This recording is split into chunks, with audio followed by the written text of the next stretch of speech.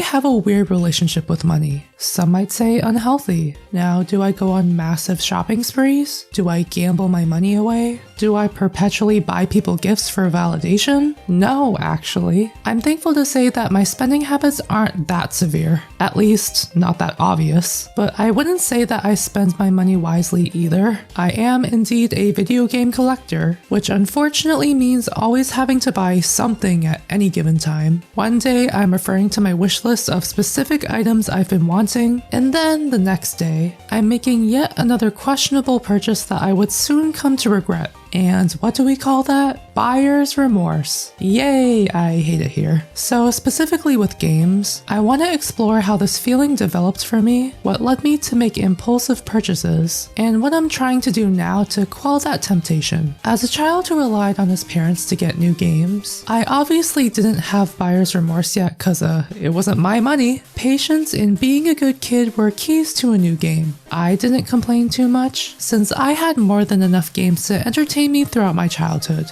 No, I was not a bad boy and bought games without my parents' permission. I usually had to wait until the right time to get the new game I wanted, which tempered my expectations. Then I became a teenager with a little more money in my pocket from Christmas and birthdays, which was also around the time I dipped my toes into retro games. Whether it was through the virtual console or borrowing friends' copies, I convinced myself that I needed the real deal, aka physical copies. By the time I was 16, the oldest Nintendo games I could find at GameStop were maybe DS and Wii games, so when I heard that retro game stores were a thing, obviously I wanted to go to one so badly. It was a little bit of a drive, but when I first entered, it was euphoric. The store was decked out with hundreds of games, many of which I never saw in real life. Was I looking for a particular game? Of course not. 16-year-old me had no plan. After like 20 minutes of analysis paralysis, I ended up getting Pokemon Crystal Loose for $40 and Mario Kart 64 Complete for $60. I hate to say that that's a steal nowadays, because it definitely didn't feel like that back then, but those two games were my first proper taste of retro game collecting. Exciting? Absolutely, but I was already questioning if I could have used those $100 for something else. Keep this in mind. As I got older, I slowly gained the ability to buy games on my own terms, thanks to eBay, walking to my local GameStop, and having an actual bank account. All very grown-up stuff for an 18-year-old. Initially, I was very responsible with my money, only getting a new retro game every so often. And then a world-threatening virus happened.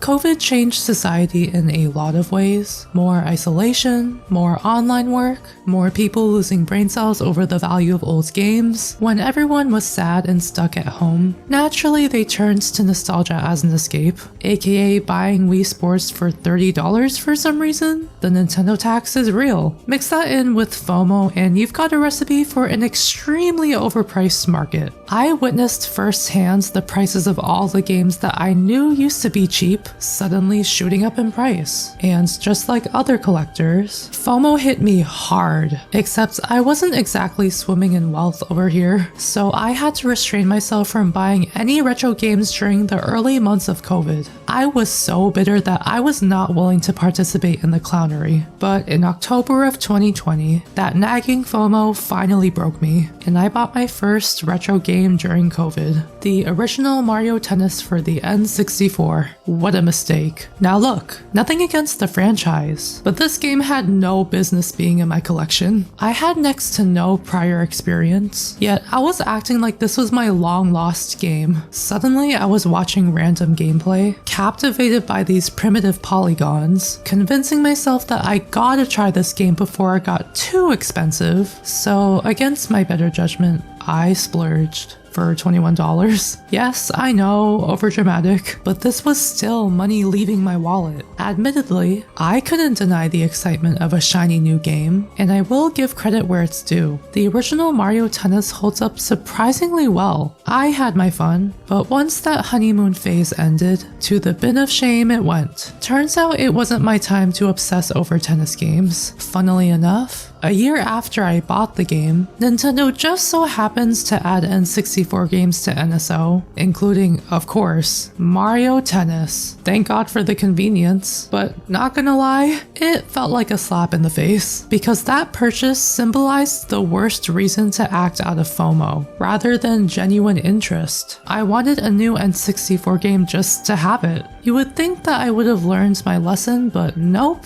What's worse than buying a game that you have no intention of playing? Buying an entire lot. Since eBay is the most popular site for resellers, those prices hurt me more often than not. So I turned to alternative websites, one of them being Shop Goodwill. The selection wasn't expansive at all, but I was able to find some decent deals. And just for funsies, I typed Pokemon lot in the search bar just to see what I could find. My first mistake. Then came up a listing of 3 random Pokemon cartridges: Pokemon Pinball, Ranger, and one of those GBA videos containing episodes of the anime. I can't believe I did this, but out of pure curiosity, I clicked the quick bid feature as the timer counted down just to see what happened. And somehow to my surprise, I actually won with my $26 bid and I didn't even have to try. Again, was this an amazing deal? Of course. Did I actually want any of these at the moment?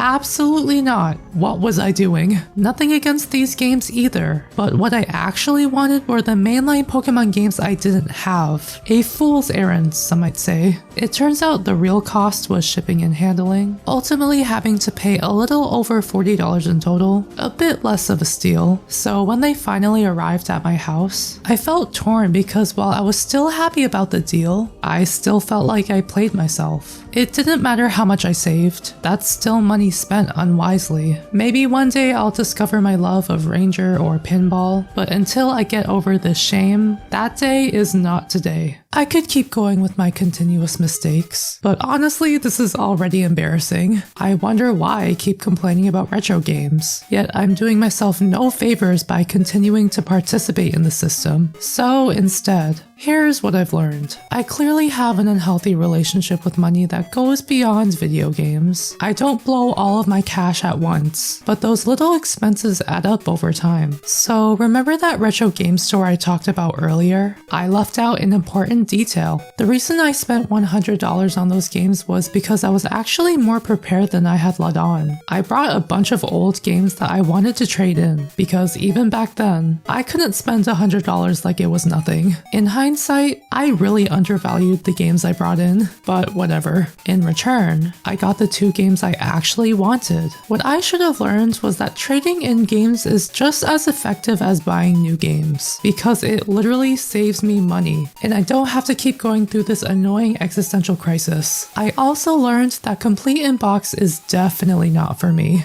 I'm sorry. Trying to preserve cardboard and paper gives me so much anxiety, even with the plastic cover. My mind is like, oh god, my house is gonna burn, flood, and collapse at the same time, and another piece of video game history will be ruined because of me. I could have gotten a couple more games that day instead of a cardboard box and booklet. I personally want to own games to play them, not to babysit them. So basically, unless it's a disc, I just want to buy games loose. But even loose games can be a gamble. They used to be affordable for most people like me, until COVID and greed took over. Now I have to decide whether or not I will even care about the game in a few months because it feels like a hefty purchase. I hate how selective I have to be now, but it's just the way things are. At least until retro games stop being cool. I should not be going on sites like eBay or Mercari or wherever as a distraction in the first place, because 100% of the time, I will find a listing that tempts me to spend my hard-earned cash, basically my own form of Amazon, which is a problem. What I should really be doing is playing through the games I already have, like I always keep telling myself. Maybe one day I'll actually comply. What doesn't help is the shame spiral I find myself in, because shame leads to more impulse buying, which leads to more shame and then so on. In this economy, I gotta make smarter decisions, but that needs to start with being kinder to myself. I can't beat myself up too much, cause they're just games at the end of the day. I haven't accidentally bought a whole new system yet. It's probably not helping me acquire heart gold one day, but alas, everyone wastes money here and there. Even someone as cheap as me. We're We're not always meant to make the most logical decisions, or else this wouldn't be an interesting story now, wouldn't it? While being decisive goes a long way, maybe I should just chill and play some games for once.